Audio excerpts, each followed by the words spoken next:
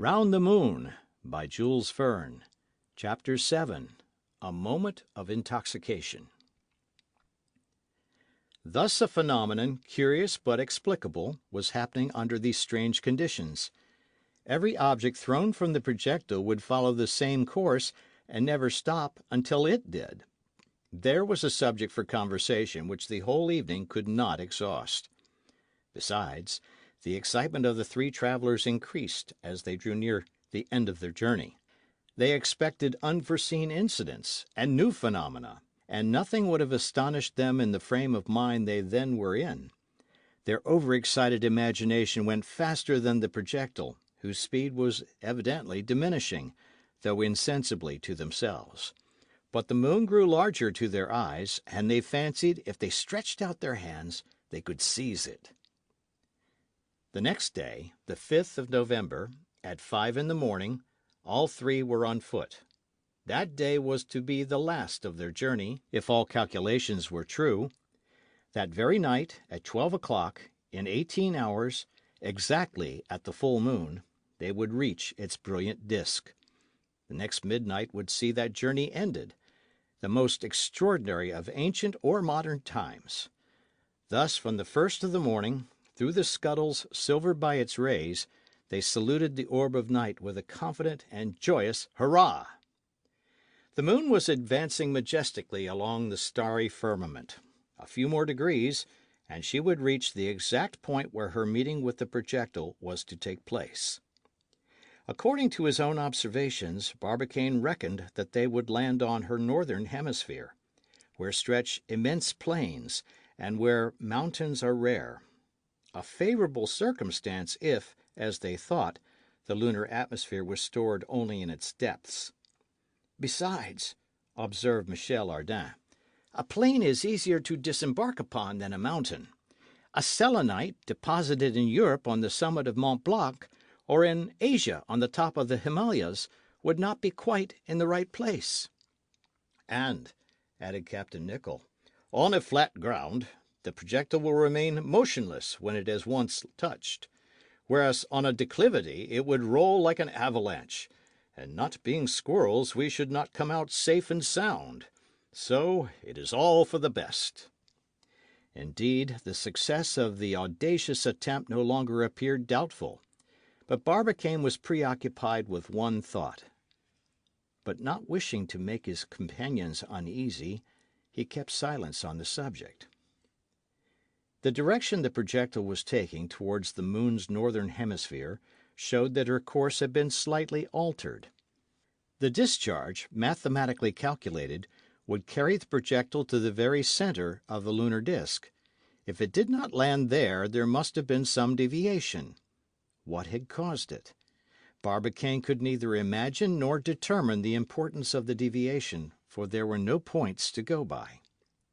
He hoped, however, that it would have no other result than of bringing them nearer the upper border of the moon, a region more suitable for landing. Without imparting his uneasiness to his companions, Barbicane contented himself with constantly observing the moon, in order to see whether the course of the projectile would not be altered, for the situation would have been terrible if it failed in its aim, and being carried beyond the disk, should be launched into interplanetary space. At that moment, the moon, instead of appearing flat like a disk, showed its convexity. If the sun's rays had struck it obliquely, the shadow thrown would have brought out the high mountains, which would have been clearly detached. The eye might have gazed into the crater's gaping abysses, and followed the capricious fissures which wound through the immense plains. But all relief was as yet levelled in intense brilliancy. They could scarcely distinguish those large spots which give to the moon the appearance of a human face. "Face, indeed," said Michel Ardan. "But I am sorry for the amiable sister of Apollo. A very pitted face." But the travellers, now so near the end, were incessantly observing this new world. They imagined themselves walking through its unknown countries, climbing its highest peaks, descending into its lowest depths. Here and there they fancied they saw vast seas, scarcely kept together under so rarefied an atmosphere, and watercourses emptying the mountain tributaries. Leaning over the abyss, they hoped to catch some sounds from that orb for ever mute in the solitude of space. That last day left them. They took down the most trifling details. A vague uneasiness took possession of them as they neared the end. This uneasiness would have been doubled had they felt how their speed had decreased. It would have seemed to them quite insufficient to carry them to the end. It was because the projectile then weighed almost nothing. Its weight was ever decreasing, and would be entirely annihilated on that line where the lunar and terrestrial attractions would neutralize each other. But in spite of his preoccupation, Michel Ardan did not forget to prepare the morning repast with his accustomed punctuality. They ate with a good appetite. Nothing was so excellent as the soup liquefied by the heat of the gas, nothing better than the preserved meat. Some glasses of good French wine crowned the repast, causing Michel Ardan to remark that the lunar vines, warmed by that ardent sun, ought to distill even more generous wines. That is, if they existed. In any case, the far-seeing Frenchman had taken care not to forget in his collection some precious cuttings of the Médoc and Côte d'Or upon which he founded his hopes. Risset and Regnault's apparatus worked with great regularity. Not an atom of carbonic acid resisted the potash, and as to the oxygen, Captain Nicholl said it was of the first quality. The little watery vapour enclosed in the projectile, mixing with the air, tempered the dryness, and many apartments in London, Paris, or New York, and many theatres, were certainly not in such a healthy condition. But that it might act with regularity, the apparatus must be kept in perfect order. So each morning Michel visited the escape regulators, tried the taps, and regulated the heat of the gas by the pyrometer. Everything had gone well up to that time, and the travellers, imitating the worthy Joseph T. Maston, began to acquire a degree of embonpoint, which would have rendered them unrecognisable if their imprisonment had been prolonged to some months. In a word, they behaved like chickens in a coop. They were getting fat. In looking through the scuttle, Barbicane saw the spectre of the dog, and other divers objects which had been thrown from the projectile obstinately following them. Diana howled lugubriously on seeing the remains of Satellite, which seemed as motionless as if they reposed on the solid earth. "Do you know, my friends," said Michel Ardan, "that if one of us had succumbed to the shock consequent on departure, we should have had a great deal of trouble to bury him. What am I saying? To etherize him, as here ether takes the place of earth. You see, the accusing body would have followed us into space like a remorse." "That would have been sad," said Nicholl. "Ah," continued Michel, "what I regret is not being able to take a walk outside. What voluptuousness to float amid this radiant ether, to bathe oneself in it, to wrap oneself in the sun's pure rays. If Barbicane had only thought of furnishing us with a diving apparatus and an air pump, I could have ventured out and assumed fanciful attitudes of feigned monsters on the top of the projectile."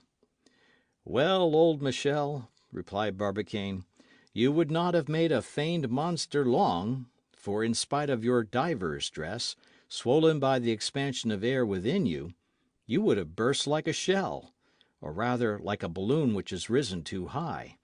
So do not regret it, and do not forget this. As long as we float in space, all sentimental walks beyond the projectile are forbidden." Michel Ardan allowed himself to be convinced to a certain extent. He admitted that the thing was difficult, but not impossible, a word which he never uttered. The conversation passed from this subject to another, not failing for an instant. It seemed to the three friends as though, under present conditions, ideas shot up in their brains as leaves shoot at the first warmth of spring. They felt bewildered. In the middle of the questions and answers which crossed each other, Nicholl put one question which did not find an immediate solution. "Ah, indeed," said he, It is all very well to go to the moon, but how to get back again?" His two interlocutors looked surprised. One would have thought that this possibility now occurred to them for the first time. "What do you mean by that, Nicholl?" asked Barbicane gravely. "To ask for means to leave a country," added Michel, "when we have not yet arrived there, seems to me rather inopportune." "I do not say that, wishing to draw back," replied Nicholl. "But I repeat my question, and I ask, how shall we return?" "I know nothing about it," answered Barbicane. "And I," said Michel. "If I had known how to return, I would never have started." "There's an answer!" cried Nicholl. "I quite approve of Michel's words," said Barbicane, "and add that the question has no real interest. Later, when we think it advisable to return, we will take counsel together. If the Columbiad is not there, the projectile will be." "That is a step, certainly. A ball without a gun." "The gun," replied Barbicane, "can be manufactured. The powder can be made. Neither metals, saltpetre, nor coal can fail in the depths of the moon, and we need only go 8,000 leagues in order to fall upon the terrestrial globe by virtue of the mere laws of weight." "Enough," said Michel, with animation. "Let it be no longer a question of returning. We have already entertained it too long. As to communicating with our former earthly colleagues, that will not be difficult." "And how?" "By means of meteors launched by lunar volcanoes." "Well thought of, Michel," said Barbicane in a convinced tone of voice.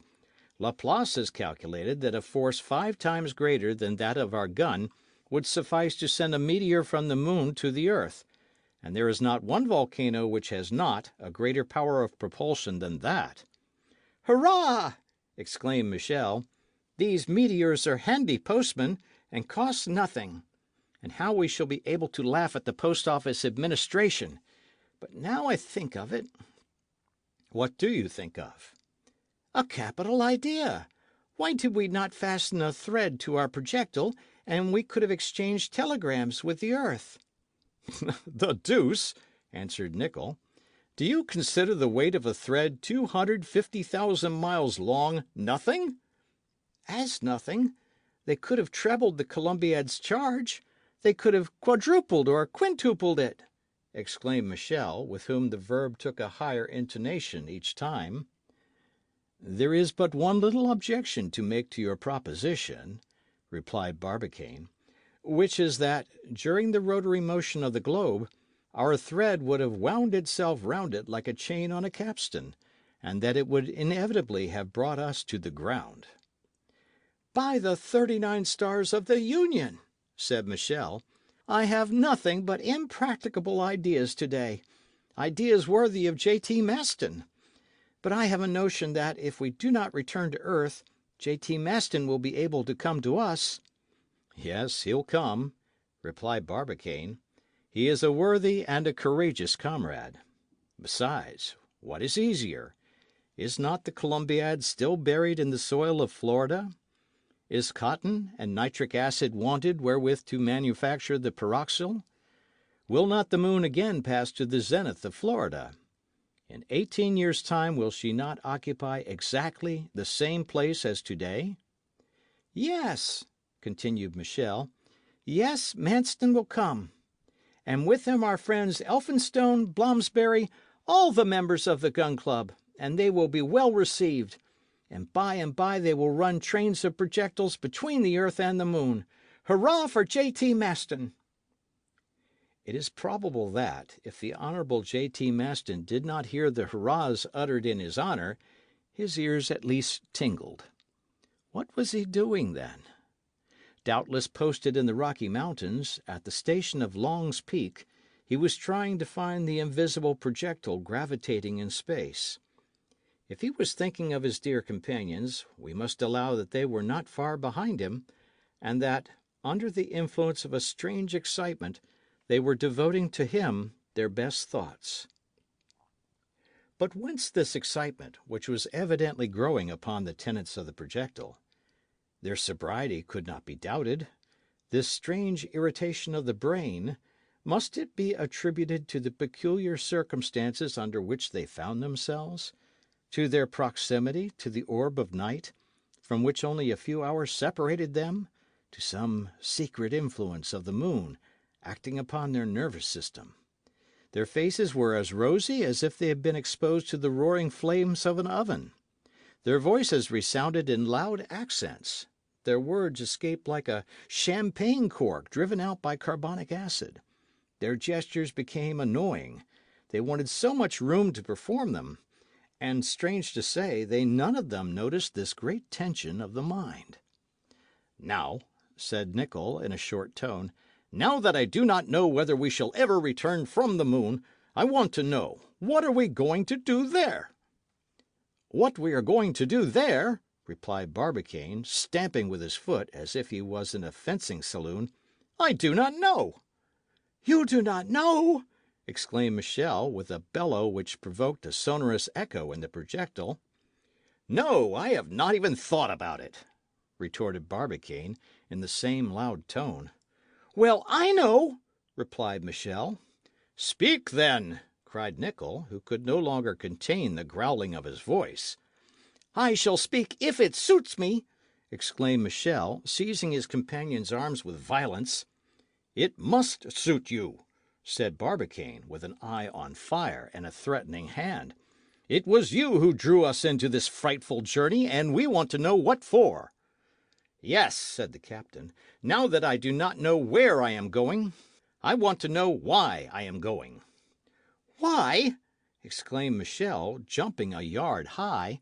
"Why, to take possession of the moon in the name of the United States, to add a 40th state to the Union, to colonize the lunar regions, to cultivate them, to people them, to transport thither all the prodigies of art, of science, and industry, to civilize the Selenites, unless they are more civilized than we are, and to constitute them a republic if they are not already one." "And if there are no Selenites?" retorted Nicholl, who, under the influence of this unaccountable intoxication, was very contradictory. "Who said there were no Selenites?" exclaimed Michel in a threatening tone. "I do!" howled Nicholl. "Captain," said Michel, "do not repeat that insolence, or I will knock your teeth down your throat." The two adversaries were going to fall upon each other, and the incoherent discussion threatened to merge into a fight, when Barbicane intervened with one bound. "Stop, miserable men!" said he, separating his two companions. "If there are no Selenites, we will do without them." "Yes," exclaimed Michel, who was not particular. "Yes, we will do without them. We have only to make Selenites. Down with the Selenites!" "The empire of the moon belongs to us," said Nicholl. "Let us three constitute the republic." "I will be the Congress," cried Michel. "And I the Senate," retorted Nicholl. "And Barbicane the President," howled Michel. "Not a president elected by the nation," replied Barbicane. "Very well, a president elected by the Congress," cried Michel. "And as I am the Congress, you are unanimously elected." "Hurrah! Hurrah! Hurrah! For President Barbicane!" exclaimed Nicholl. "Hip, hip, hip!" vociferated Michel Ardan. Then the president and the senate struck up in a tremendous voice the popular song Yankee Doodle, whilst from the Congress resounded the masculine tones of the Marseillaise. Then they struck up a frantic dance, with maniacal gestures, idiotic stampings, and somersaults like those of the boneless clowns in the circus. Diana, joining in the dance and howling in her turn, jumped to the top of the projectile. An unaccountable flapping of wings was then heard amidst most fantastic cock-crows, while 5 or 6 hens fluttered like bats against the walls. Then the three travelling companions, acted upon by some unaccountable influence above that of intoxication, inflamed by the air which had set their respiratory apparatus on fire, fell motionless to the bottom of the projectile. End of chapter.